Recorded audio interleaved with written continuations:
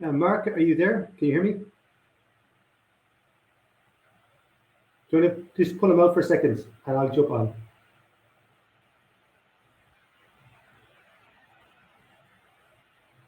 Good morning, everyone, and welcome to the AGM. I'm just standing in for a minute as we have a couple of technical issues, and the President is going to be with you in a moment. As I repeated yesterday evening, we're going to have a lovely day again today, and we're going to kind of go through a number of exciting talks, poster sessions, and we're going to have obviously some sponsored talks, and we've got some exciting keynotes. So keep an eye on the agenda and keep an eye on the schedule, and you'll see that there's some really interesting topics that you can take part in.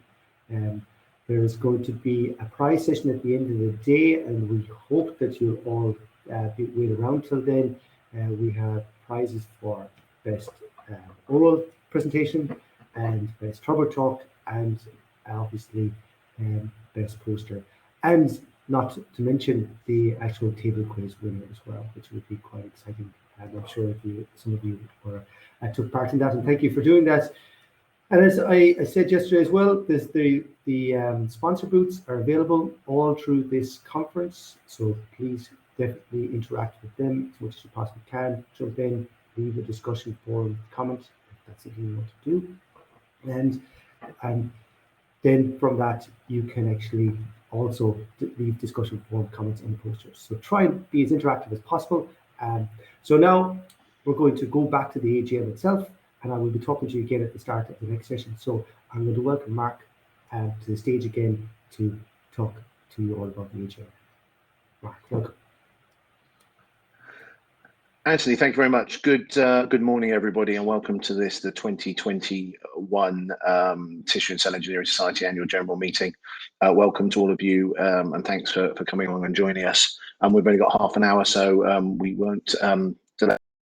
But I just wanted to, hopefully the slides are on the screen. If we have some, thank you.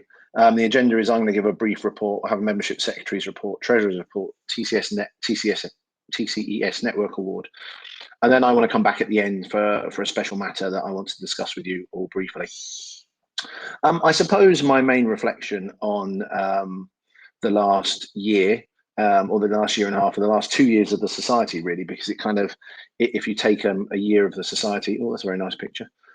If you take the 2 years of the society, from AGM to AGM, then really the majority of our last 2 years has been occupied by that thing. It's been I'll talk a little bit later on about what we kind of been doing over that time, but quite a lot of it is just keeping going. As I said, half of the last 3 years have been dealing with the pandemic. When it started, there were plans for being part of the Termis in Manchester. Lots of conversation about should that happen, shouldn't it happen, would it happen, wouldn't it happen? Lots of sort of emergency conversations about that. I'm sure many of you are familiar with this in your day-to-day work as well. Should we do Edinburgh? Shouldn't we do Edinburgh? Will it happen? Won't it happen? And so I think our biggest success of the last year is still being here, frankly. And I think our biggest success of the last year is being here with this fantastic virtual conference and having so many people still involved in the society. We'd like to get more people involved, and we'd like to think about what our future looks like. And I'll just give you a little bit of an insight of that towards the end of this AGM. So without further ado, I'll pass on to our next presenter, who's the membership secretary. That's Fliss Rose, and she's going to give you a bit of an update where we've been in the last year. And I'll be seeing you in a bit. Okay, everybody, welcome to the TCES AGM. I'm just going to go through some details regarding the membership of the society. So if we could have the next slide, please. So to give you an overview of the numbers that we have within the society, those that are within our database, number 505 in total. And when we break that down, 167 are full members and 338 are students.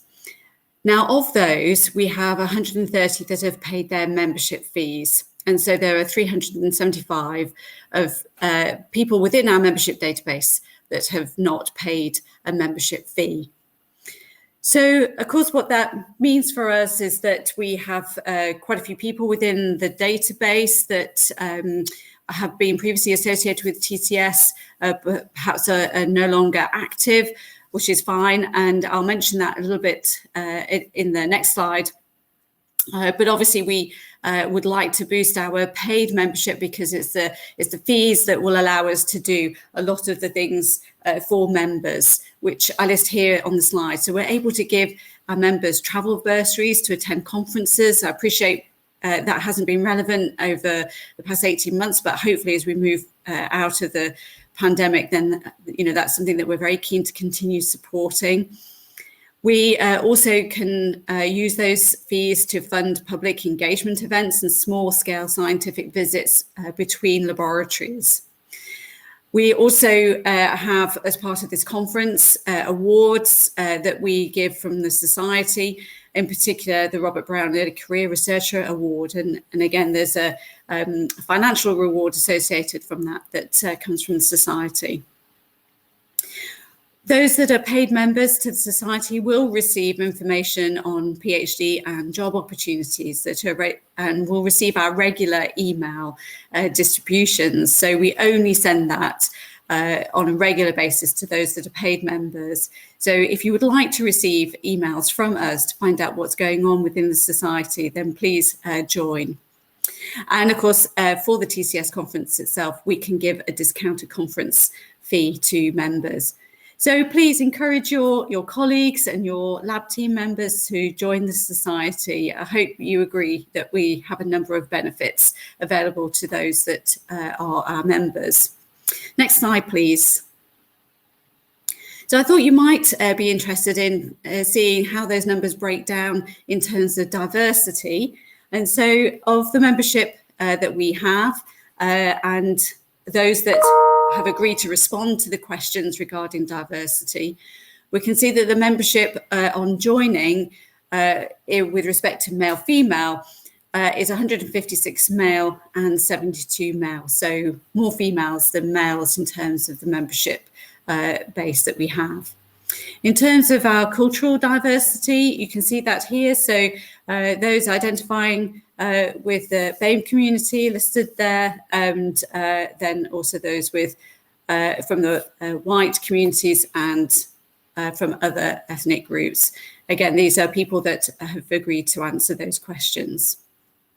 And in terms of age profile, you can see that we have a good number of those that are 30 and younger, and a number of members then that are in the older age group, but predominantly, I guess we have a younger profile in terms of the Society membership, which is understandable because we've always encouraged engagement from PhD students and postdoctoral researchers.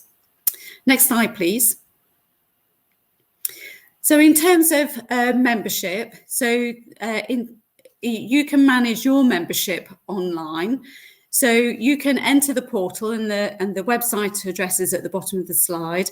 So you can enter the portal as a member, and you can update your own information through the website. So that gives you great control over the details that you can have. So if you change institution, for example, you can log in and change your details there. So you can contact me if you wish, but there's no need to. You can do it yourself through the online portal. So that ensures you keep your contact details up to date.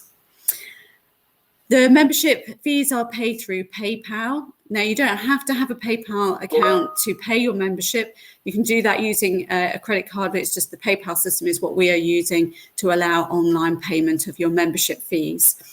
And when you do sign up as a member, then you will receive a reminder email when your membership fee is due to expire in the next year. So hopefully you'll respond to that reminder and will continue to pay your membership and be part of the Society. In the membership portal, you can generate a membership certificate and number, and that may be useful for your CV. The number will be required for conference discount rate to the next TCS conference. And we do ask that where possible, you are an active member to attend the conference and certainly to present at the conference. Now, as you will have heard me say, there's actually quite a lot of members in our membership database. Not all are paid members, but to reassure you, we do comply with GDPR regulations, and those details of members that have been in the database, but those members have not been active for a period of 3 years, those details will be automatically deleted. So we only hold inactive membership details for a period of 3 years, and then that's deleted. So in terms of membership fees, now the membership fees have been static for a number of years, and I hope you agree it's really good value. So for staff or for full membership, it's £25 per year. Student membership is £10 per year. And for those that are retired from work, then you have an honorary or free membership to the society for 5 years, and then we review after that period as to whether you want to continue or not.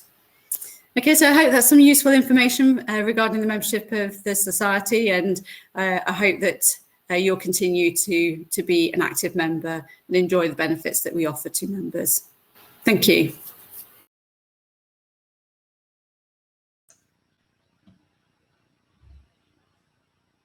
Okay, hi everyone, I'm Stephen Richardson, I'm the TCES Treasurer. I'm just going to run through some of the financial information about the Society. Come to the next slide, please. So if we look back historically in the Society over the last 5 or 6 years, we've always had quite a healthy balance sheet in the bank account, and we've introduced over time a range of different awards and opportunities for members to make the most of their membership and as a way of utilising the money that we've got. Obviously, as Mark said and Fliss said already, we were a massive thank you to all of you who continue to pay your membership. The membership is a primary way that as a society we survive, and we can offer these opportunities to the members. And what we've noticed, obviously, from the last AGM that we did, we had a bank balance of just over £9,000. We had some activities ongoing through the second half of 2019 and very early 2020, and then everything, obviously, as Mark has alluded to, ground to a halt in terms of society activities and many other activities. But fortunately, we've still had members rejoining when their membership has lapsed, and so our bank balance has increased over the last 2 years, really, to just over £11,500 now. And as Nick will talk about in his presentation in a second, we've got a range of opportunities that are available for you where we can support travel to conferences, we support awards as a way of utilising that money. And our aim now moving forward is to look at how we can use that to support member activities. If we look at, in terms of the last few years of paid memberships, we were running quite consistently around the sort of 250-ish paid member mark for the few years up to 2019. That dropped off, unsurprisingly, in 2020, and I think this is linked to, obviously, the pandemic and the lack of activities and conferences, particularly when people are getting membership reminders without any activities upcoming. That's impacted on the number of people that are rejoining at the time. For this year to date, we've had, so the memberships is for a calendar year, is how I've shown it on the slide there. Because the AGM date is not the same every year, the easiest thing for me is calendar year.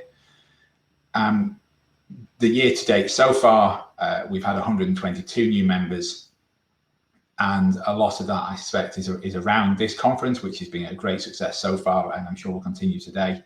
And again, thank you to everyone for rejoining for the meeting. Hopefully we'll see those numbers continue to go up throughout the year as people rejoin the Society. And we have a real spread of both students and full members, primarily, as Fliss said a minute ago, student members outnumbering full members, and we've tried to keep those membership fees as low as possible for everyone. And those have been fairly static over quite a few years now, and at the minute we have no intention of increasing those, so the Society represents good value for money. Just a note to anyone who's on the call or who reads the minutes, that if you are still paying by standing order, which is a legacy system really, if you're still paying by standing order, please can I ask you to cancel your standing order. It's not something the Society can do for you. It's something that you need to do, and then log on to the website and rejoin as a member. and we'll marry your details up on there, and you can start to then repay every year by PayPal. As I've said already, really over the last year, we've had nothing in the way of outgoings apart from ongoing running costs, things like maintenance of the website. So our bank balance has increased. And then can we have the next slide, please? Looking forward then, I wanted to try as best I could, given where we are right now, and forecast where we might be in a year's time. On average, we've been bringing in about £3,500 in memberships. That might be a little down this year, but I'm hoping we'll get numbers through.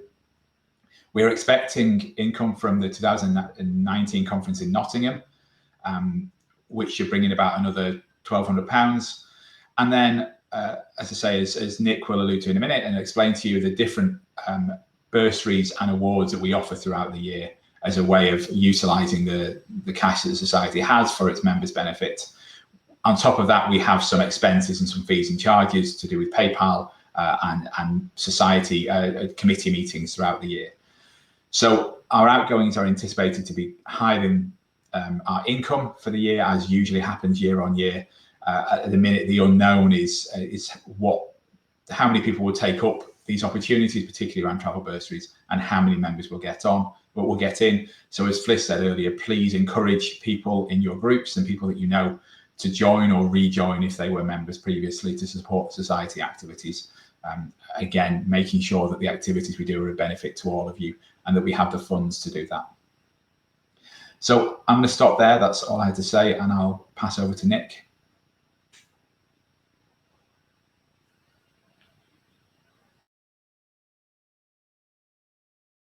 Hi everyone, I'm Nick Evans. I deal with the award for TCES. So it's to tell you a bit about what we can offer that are there for you. So if you go to the next slide, please.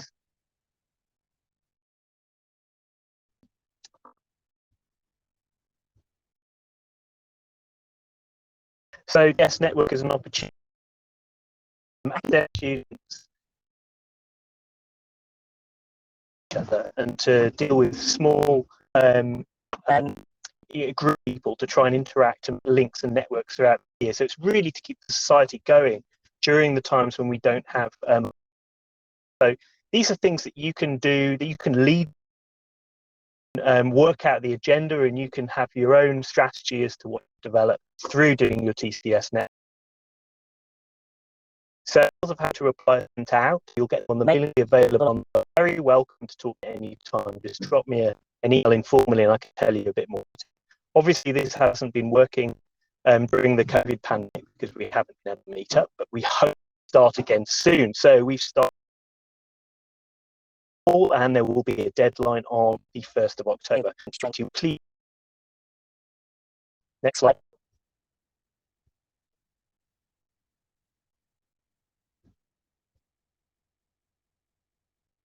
We also offer short-term scientific mission awards. So these are awards which allow you to travel to other labs to do collaborative work in some cases. They offer short-term training awards to the group in the UK. You get an amount of money to pay for travel and associated costs at these things. They transfer and collaboration between diverse groups, particularly interested in stimulating multidisciplinary activity, and hopefully they can lead to future grant applications or doing publications.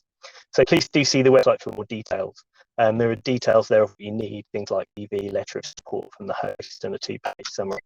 We're going to offer 2 awards in the next year because Stephen was talking that we haven't spent much money on these awards over the past year, so there'll be 2 available. So please do see again, get involved. There are the Robert Brown Early Stage Awards, which you will have heard about if you were at the session yesterday.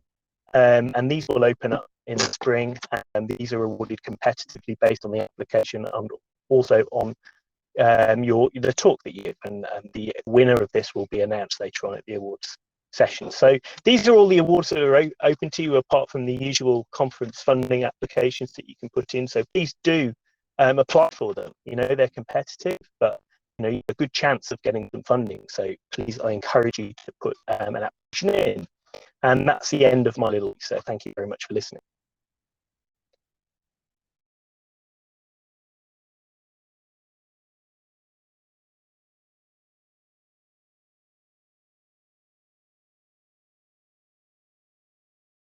Thanks, everyone. So thank you for that update. And the one thing I forgot to mention, I've thanked the committee again for the work they've done to keep the site up. And as you can see, you're actually in pretty good health, really. But also, I forgot to mention that in lieu of the conference last year, there were a number of online seminars, and there was a series of those which also occurred as well. And they seem to go down very well. So I forgot to mention those. In 2014, we held our meeting in Newcastle. And one of the most significant things for me, which happened in that meeting anyway, was that my predecessor, the much missed and sadly departed former president, Robert Brown, stood down as president of the TCES, and I took that mantle on. That was, as it turned out now, 7 years ago. 7 meetings ago, probably 14, 15, 17, 19, yeah. And in that time, we've done a number of things. I think we went through a process of modernisation rather than having, and I think I've told many of you the story before, of before that I was the treasurer. Before Steve, I was the treasurer. Before that was a guy called Charlie Archer. Some of you may have known Charlie, who passed his membership and treasurer notes, his treasurer notes to me in a tatty old Tesco carrier bag and a pile of coffee stained paper, most of which was missing.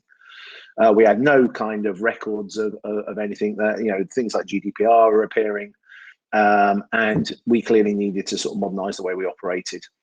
So the first phase of that was that I took on as president was to see what our legal status was. When the society had been set up, it kind of was like a special interest group. Everything was set up in a way that worked then, but we really wanted to have a look to see whether that had any kind of legal or financial ramifications and insurance ramifications for the future. That took a bit of time to sort out. On the back of that, we then looked, and you've just heard kind of the end of that project, really, which was a new website, a link to PayPal, et cetera, et cetera.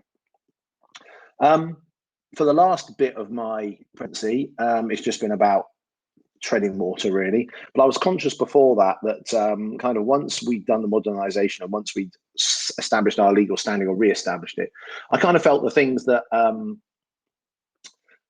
that were important to me, or important I thought were important to the society, had happened. Like all of you, lots of things happen in your life, in your professional life, and you know, things take you in different directions. So I thought it was important, particularly during the pandemic, to reflect on what we were as a society and why we existed. And in fact, in the previous committee meeting, a couple of committee meetings ago, I on the back of the news I'm about to say, is I asked the committee of why should we exist? Would anyone care if we didn't? And if we do, why should we exist? And what are our projects? And that leads on to who leads projects. Well, projects are really led by the president. And as I say, I think I've done my projects. I think I've made sure that the society is on a good footing. And you've heard today, I think even through the pandemic, managed to keep going. So for me, this is my last TCS as president. It's been a real pleasure to lead this organisation. I hope I get a chance to say a few words this afternoon, maybe to a few more people. I can't tell how many people at the AGM, but you know, thank you all of you who have turned up to the AGM. By the way, it's really important matters and business that we attend to here. So who's going to be the next TCS president? Well, our constitution is pretty clear on that. Is the president is elected by the members of the AGM or an extraordinary general meeting. We're doing an AGM today from the members of the executive committee. We've always operated that way, and we continue to do so.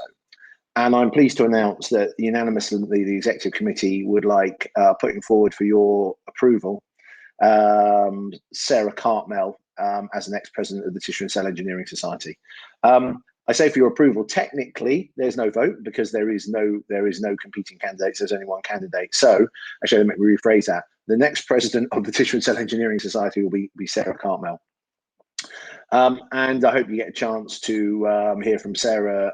Well, you will hear from Sarah this afternoon in a new capacity. I think it kind of starts at the end of the AGM. So this is my last few hours as the president of the society. We haven't really had much chance to do questions and answers, but I mean, you know the email addresses, you know where we are. I will continue on the society as immediate past president. I've not had an immediate past president because of the unfortunate demise of Robert.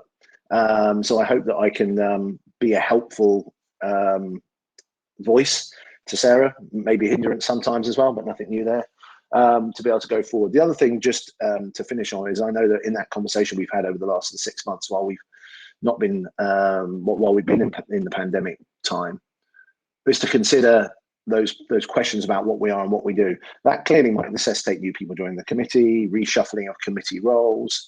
And I know some of the guys on the committee have already said that, you know, they made a really good stab at the thing that they've been doing, and they wouldn't mind a change as well. So hoping over the next period of time, the new projects will come to the fore. I'm sure Sarah will be I know Sarah will be an absolutely fantastic president of this society. So I guess it just remains for me to say thank you very much indeed. It's very weird having no interaction. It's very weird not seeing anybody. And I hope this is the last time that anyone ever has to do anything this way again, because so much is lost by not being able to see or react and talk to people. So again, thank you very much indeed. I'll hand you back to Anthony, and thank you for attending the 2021 AGM.